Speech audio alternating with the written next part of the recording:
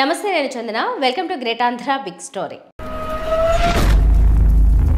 దివంగత మహానేత వైఎస్ రాజశేఖర రెడ్డి కూతురుగా ఆమెకు తగు మోతాదులో కీర్తి ప్రతిష్టలు, ప్రజాభిమానం ఉన్నాయి. అన్నయ్య జగన్ పరోక్షంలో ఆయన వదిలిన బాణంగా ప్రజల హృదయాల్లోకి దూసుకెళ్లిన ట్రాక్ రికార్డ్ ఆమెకు ఉంది. గతంలో వైఎస్ఆర్ కాంగ్రెస్ పార్టీ తరపున నిర్వహించిన పాదయాత్ర మాత్రమే కాకుండా తానుగా తెలంగాణలో వైఎస్ఆర్ కాంగ్రెస్ పార్టీని స్థాపించిన తర్వాత సాగించిన పాదయాత్ర ద్వారా ఆమె పోరాటశీలత గురించి ప్రజలకు నమ్మకం ఉంది. అన్నింటినీ మించి ఆమెకు ప్రజల్లో ఒక విలువ ఉంది. అయితే ఇప్పుడే కాంగ్రెస్ పన్నిన ఉచ్చులోకి, సాలెగూటులోకి ఎందుకు చేరుకుంది అనేదే సాధారణ ప్రజలకు కలుగుతున్న సందేహం. తన రెక్కల కష్టంతో నిర్మించిన పార్టీని పణంగా పెట్టి వైఎస్ షర్మిల తెలంగాణలో కాంగ్రెస్ విజయానికి తన వంతు ఉపకరించారు. ప్రత్యుపకారం చేయడాన్ని వెనక్కు నెడుతూ ఆమెను మరింతగా వాడుకోవడానికి కాంగ్రెస్ కుట్ర చేస్తోంది.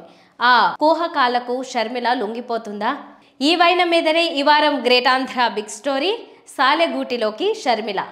ఎట్టకేలకు వైఎస్ షర్మిల 3 రంగుల కాంగ్రెస్ కండువాను కప్పుకున్నారు. తెలుగు రాష్ట్రాలకు సంబంధించినంత వరకు ఒక కీలక రాజకీయ ఘట్టమిది. కొన్ని నెలలుగా సంభవిస్తుందా, సద్దుమణుగుతుందా అనే సస్పెన్స్ లో పలువురిని ఉంచిన సందర్భమిది. తన తండ్రి దివంగత మహానేత వైఎస్ రాజశేఖర రెడ్డి కాంగ్రెస్ పార్టీలో చక్రం తిప్పినంత కాలము ఆమెకు పార్టీ కండువాను ధరించాల్సిన అవసరం వచ్చినట్టుగా మనకు ఎరుకలేదు. తండ్రి దివంగతులైన తర్వాత కూడా ఆమెకు ఆ అవసరాన్ని అన్నయ్య జగన్ రానివ్వలేదు. కాంగ్రెస్ పార్టీ యొక్క అహంకారపూరితమైన దృక్పథం, వారు చులకనగా చూడటం వెరసి జగన్ సొంత పార్టీ పెట్టుకునేలా ప్రేరేపిస్తే ఆ పార్టీకి షర్మిల సెకండ్ లెఫ్టినెంట్ అయ్యారు. ఇన్నాళ్ల తర్వాత ఆమె కాంగ్రెస్ పార్టీ కండువాను కప్పుకున్నారు. తన తండ్రి వైఎస్ఆర్ జీవితమంతా కాంగ్రెస్లోనే ఉన్నారని, రాహుల్ గాంధీని ప్రధానిని చేయటానికి పరిశ్రమించారని, ఆయన లక్ష్యం కోసం తాను కూడా పాటు పడతానని షర్మిల కండువా పర్వం తర్వాత ఘనంగా చెప్పుకున్నారు. ఆమె పూర్తి చేయదలుచుకున్న తండ్రి లక్ష్యం నెరవేరుతుందా? నెరవేరినా అందులో ఆమె కష్టం కీలకంగా నిలవటం అసలు సాధ్యమేనా అనేవి అంతుచిక్కని ప్రశ్నలు. షర్మిల కాంగ్రెస్లో చేరికకు ముందు నుంచి వ్యూహాత్మకంగా జరుగుతున్న ఒక ప్రచారం ద్వారా ఆమె కేవలం ఏపీ రాజకీయాలకు మాత్రమే పరిమితం అనే సంగతి స్పష్టమైంది. ఆ విషయంలో ఎవరికైనా సందేహాలు ఉన్నా కూడా గిడుగు రుద్రరాజు, ఆళ్ల రామకృష్ణారెడ్డి లాంటి వాళ్ళు నివృత్తి చేసేశారు. ఆమె కోసం పీసీసీ సారథ్యం త్యాగం చేయడానికి సిద్ధం అని ఒకరంటే, ఆమె వెంటే నడుస్తానని మరొకరు స్పష్టం చేశారు. ఆమెకు కాంగ్రెస్ పార్టీలో అప్పగించే బాధ్యతలు, హోదాలను బట్టి ఏపీలో పలువురు తిరిగి కాంగ్రెస్లో తమ అదృష్టాన్ని పరీక్షించుకోవడానికి సిద్ధమవుతున్నారని కూడా తెలుస్తోంది. కాంగ్రెస్ పార్టీ ఉమ్మడి ఆంధ్రప్రదేశ్ రాష్ట్రాన్ని విభజించిన తర్వాత 2 చోట్ల కూడా చతికిల పడింది. తెలంగాణలో అంతో ఇంతో అస్తిత్వాన్ని కాపాడుకునే ప్రయత్నాలు జరుగుతూ వచ్చాయి. కానీ ఏపీలో పూర్తిగా శవాసనం వేసింది. వారు ఉత్సాహం పుంజుకొని గేర్ మార్చి వేగం పెంచడానికి తగిన కీలక పరిణామం కర్ణాటక ఎన్నికల్లో ఆ పార్టీ సాధించిన విజయం. తెలంగాణపై కూడా వారికి ఆశలు పెరిగాయి. అవే తరహా వ్యూహాలతో ముందుకు వెళ్లాలనుకున్నారు. కానీ ఏ రెడ్డి సామాజిక వర్గమైతే కాంగ్రెస్ కు అండగా ఉంటుందో అదే వర్గంలో తనకంటూ సొంత పాపులారిటీ కలిగి ఉన్న వైఎస్ షర్మిల పార్టీల సంగతి ఎలా ఉన్నా క్షేత్రస్థాయిలో ప్రతి నియోజకవర్గంలోనూ 1-2% ఓట్లను సాధించగలిగిన షర్మిల అప్పటికే వైఎస్ఆర్ తెలంగాణ పార్టీతో దూసుకుపోతున్నారు. ఆమె పార్టీని విలీనం చేసుకోవాలనే ప్రతిపాదన అప్పుడు తెర మీదకు వచ్చింది. కర్ణాటక ఉప ముఖ్యమంత్రి డీకే శివకుమార్ ఈ మంత్రాంగంలో కీలకంగా వ్యవహరించారు. షర్మిల వలన ఓట్లు చీలకుండా ఆమెను కాంగ్రెస్ లో కలుపుకునే ప్లాన్ ఆచరణలో పెట్టారు. కాంగ్రెస్ అతి తెలివితేటలు ఏంటంటే, తెలంగాణ ఎన్నికలకు ముందు షర్మిలను పార్టీలో చేర్చుకోలేదు, విలీనం జరగలేదు. కానీ ఆమె తమ పార్టీ పోటీలో ఉండదని విరమించుకుని కాంగ్రెస్కు పూర్తి మద్దతు ఇచ్చారు. అయినా ఆమెను కనీసం ప్రచారానికి కూడా తెలంగాణలో వాడుకోలేదు. ఇదంతా వ్యూహాత్మకం. విభజనను అప్పట్లో వ్యతిరేకించిన వైఎస్ రాజశేఖర రెడ్డి కూతురు తెలంగాణలో ప్రచారం చేస్తే ఆ అంశాన్ని భారస తమకు నెగిటివ్గా వాడుకుంటుందని వారు భయపడ్డారు. షర్మిలను కనీసం దగ్గరకు రానివ్వకుండా తెలంగాణ ఎన్నికల పర్వాన్ని పూర్తి చేసి లబ్ధి పొందారు.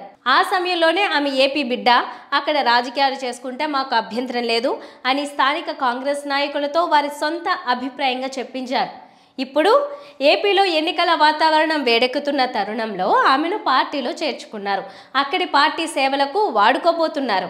ఇది ఖచ్చితంగా కాంగ్రెస్ మాస్టర్ ప్లాన్ అనే చెప్పాలి. కాంగ్రెస్ పార్టీ అహంకారానికి, పెత్తందారీ పోకడలకు కొరుకుడు పడకుండా మిగిలిన నాయకుడు వైఎస్ జగన్మోహన్ రెడ్డి. తండ్రి మరణం తర్వాత జగన్ను ముఖ్యమంత్రిని చేయాలని ఎమ్మెల్యేలందరూ సంతకాలు చేసి లేఖ ఇచ్చినా కూడా కాంగ్రెస్ అధిష్టానం అందరి మనోగతాన్ని పక్కన పెట్టింది. కనీసం తన తండ్రి మరణాన్ని తట్టుకోలేక అసువులు బాసిన వారిని పరామర్శించడానికి యాత్ర చేస్తానని అన్నా కూడా కాంగ్రెస్ అధిష్టానం ఆయనకు ఆంక్షలు పెట్టింది. వ్యక్తులు ఎవరైనా తమ పార్టీ నీడలో బతకాల్సిందే తప్ప వ్యక్తిగతంగా ఎదగడాన్ని సహించలేమనే తమ సంకుచిత బుద్ధిని బయటపెట్టుకుంది. అటువంటి అత్యంత దుర్మార్గమైన పరిస్థితుల్లో వైఎస్ జగన్ కాంగ్రెస్ నుంచి బయటకు వచ్చి సొంత పార్టీ పెట్టుకున్నారు. తొలి విడతలో దెబ్బ తిన్నప్పటికీ తర్వాత ప్రజల ఆశీస్సులు పొందగలిగారు. తెలుగు రాష్ట్రంలో కనీ విని ఎరుగని సంక్షేమ పాలన అందిస్తున్న ముఖ్యమంత్రిగా పేరు తెచ్చుకుంటున్నారు. మరికొన్ని సంవత్సరాలు ఆయనే ముఖ్యమంత్రిగా ఉండగలరనే అభిప్రాయాన్ని ప్రజల్లో ఆయన పాదుగొలుపుతున్నారు. తమను ధిక్కరించి వెళ్లిన జగన్మోహన్ రెడ్డి ఎదుగుదలను సహజంగానే కాంగ్రెస్ ఓర్వలేకపోతోంది. ఇప్పుడు అదును చూసి షర్మిలను ఆయన మీదకి ప్రయోగించాలని సిద్ధమవుతోంది. జగన్ సంక్షేమ పాలన నిర్మించిన ఓటు బ్యాంకు సంగతి పక్కన పెడితే సాంప్రదాయ వైఎస్ఆర్ అభిమాన ఓటు బ్యాంకు ఏదైనా జగన్కు అనుకూలంగా ఉండేటట్లయితే షర్మిలను మోహరించడం ద్వారా దానిని చీల్చవచ్చనేది కాంగ్రెస్ ఆశ.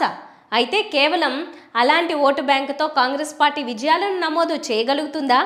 విభజన నిర్ణయం ద్వారా ఏపీ ప్రజల గుండెల్లో క్షోభ నింపిన కాంగ్రెస్ పార్టీకి ఎన్ని గిమిక్కులు చేసినా సరే ఆ రాష్ట్రంలో మళ్ళీ నిలదొక్కుకోవడం సాధ్యమేనా?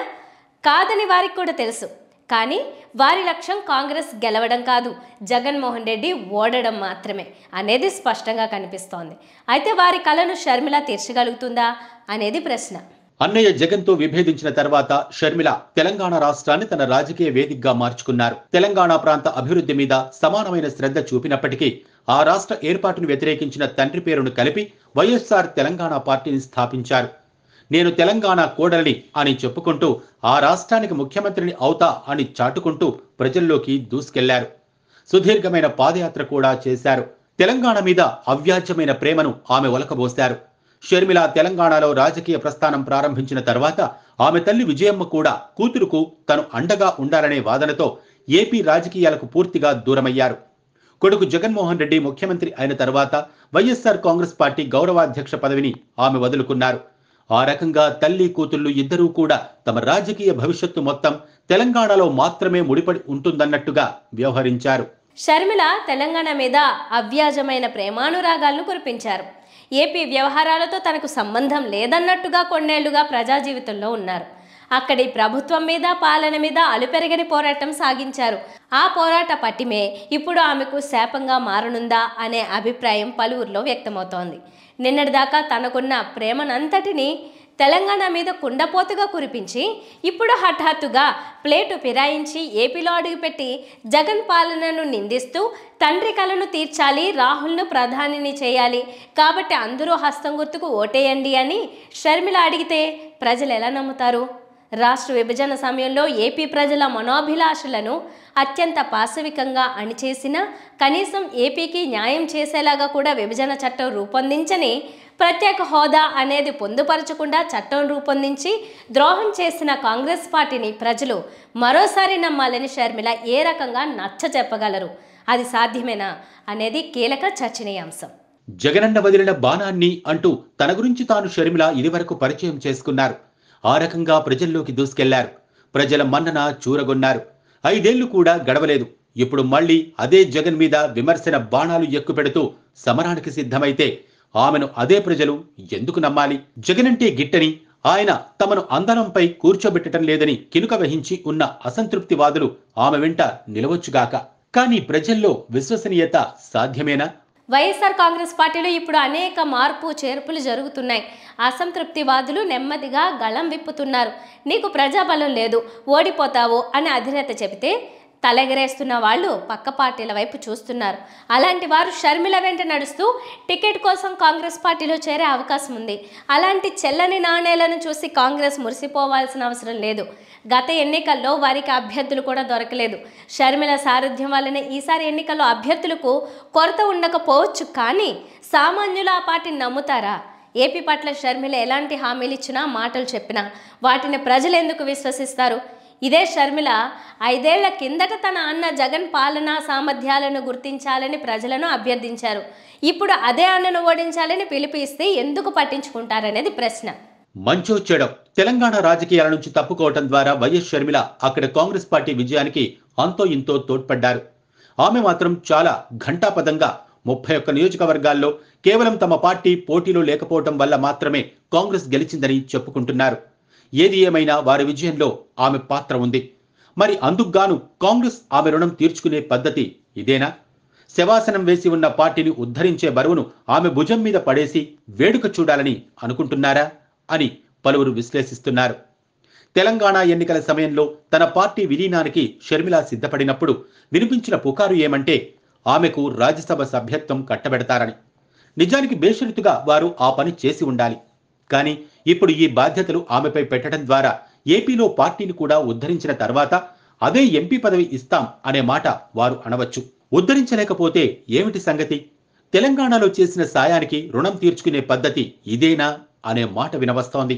మొత్తానికి ఏపీ కాంగ్రెస్ సారథ్యానికి షర్మిల వస్తున్నదంటేనే చంద్రదళంలో పచ్చ కోటరీలో పండగ వాతావరణం నెలకొంటోంది.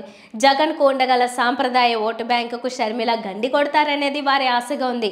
ఈ పరిణామాలపై ఎక్కువగా మాట్లాడకుండా వాళ్ళు తమ సంతోషాన్ని జాగ్రత్తగా దాచుకుంటున్నారు. తెలుగుదేశం వ్యతిరేక ఓటు బ్యాంకును జగన్ షర్మిల చీల్చుకుంటే తమ విజయం నల్లేరుపై బండి నడక అవుతుందనేది వారి కోరిక. షర్మిల కాంగ్రెస్లో చేరిక ఆ రాజకీయాల్ని పచ్చ మీడియా కూడా ఎగదోస్తోంది. షర్మిలకు బలం చేకూర్చడానికి వారు ప్రయత్నిస్తున్నారు. షర్మిల ద్వారా కాంగ్రెస్ గ్రాఫ్ ఏ 1% పెరిగినా కూడా ఆ మేరకు జగన్మోహన్ రెడ్డికే నష్టం జరుగుతుందనేది వారందరి ఆశ. అయితే గత ఎన్నికల నాటి నుంచి ఈ ఎన్నికల వరకు జగన్ తన సంక్షేమ పథకాల ద్వారా ఎంత మేర ఓటు బ్యాంకును పెంచుకుని ఉంటారు అనేది అందరూ మర్చిపోతున్నారు. షర్మిల చేల్చగల ఓటు బ్యాంకు కంటే జగన్కు పెరిగి ఉండే ఓటు బ్యాంకు ఎక్కువ ఉండొచ్చనే వాస్తవాన్ని చాలా కన్వీనియంట్గా విస్మరిస్తున్నారు. మొత్తానికి వైఎస్ షర్మిల చాలా అందమైన సాలెగూడులోకి ప్రవేశించారు. కాంగ్రెస్ పార్టీ ఆమెను తమ స్వార్థానికి, అవసరానికి అనేక రకాలుగా వాడుకుంటోందనే సంగతి ఆమెకు అర్థం కావడానికి ఇంకా చాలా కాలం పట్టవచ్చు. ప్రస్తుతానికి బలంగా వినిపిస్తున్న పుకార్ల సారాంశం ఏంటంటే వైఎస్ షర్మిలకు ఏపీసీసీ సారథ్యం అప్పగించే అవకాశం ఉంది, లేదా ఏఐసీసీలో కీలక హోదా ఇస్తారు. మొదటిదానికే అవకాశం ఎక్కువ. అదేమీ ఆమె సామర్థ్యాన్ని గుర్తించి ఇస్తున్న హోదా అనుకుంటే పొరపాటు. ఆ పార్టీకి అంతకంటే గతిలేక ఇస్తున్నారు. ఆమె రెక్కలు ముక్కలు చేసుకుని ధనవనరులను కరగదీసుకుని పార్టీని బలోపేతం చేయటానికి తన వంతు కష్టం తాను పడాలి. పనిలో పనిగా రాబోయే ఎన్నికల్లో ఆమెకు కడప పార్లమెంటు టికెట్టు ఇచ్చే అవకాశం ఉంది.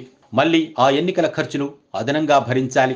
తెలంగాణ ఎన్నికల్లో పోటీ ప్రస్తావన వచ్చినప్పుడు తమ కుటుంబం నుంచి భర్త అనిల్, తల్లి విజయమ్మ కూడా ఎమ్మెల్యేలుగా పోటీ చేస్తారని షర్మిల తొలుత ప్రకటించారు. ప్రజలు అలా కోరుకుంటున్నారని ఆమె అన్నారు. ఇప్పుడు ఏపీ కాంగ్రెస్ లో ఆమె కీలకంగా ఉంటుండగా భర్తకు, తల్లికి కూడా టికెట్లు ఇస్తారా అనేది ఒక ఆసక్తికరమైన చర్చ. భర్త బ్రదర్ అనిల్ ఢిల్లీలో షర్మిల పార్టీలో చేరిక కార్యక్రమానికి హాజరై వేదిక మీద కూడా ఆసీనులు అయినప్పటికీ కాంగ్రెస్ కండువా కప్పుకోవడానికి మాత్రం నిరాకరించారు. ఎందుకో మర్మం తెలియదు. మరి ఆయన ఏపీలో పోటీ చేస్తారా, లేదా షర్మిలకు అనుకూల ప్రచారానికి మాత్రమే పరిమితమవుతారా చూడాలి. విజయమ్మ కూతురుకు అండగా ఉండగలదు కానీ కాంగ్రెస్ రాజకీయ విష క్రీడలో పావుగా మారి కొడుకు పార్టీకి వ్యతిరేకంగా ఎమ్మెల్యేగా పోటీ చేస్తుందని అనుకోలేం.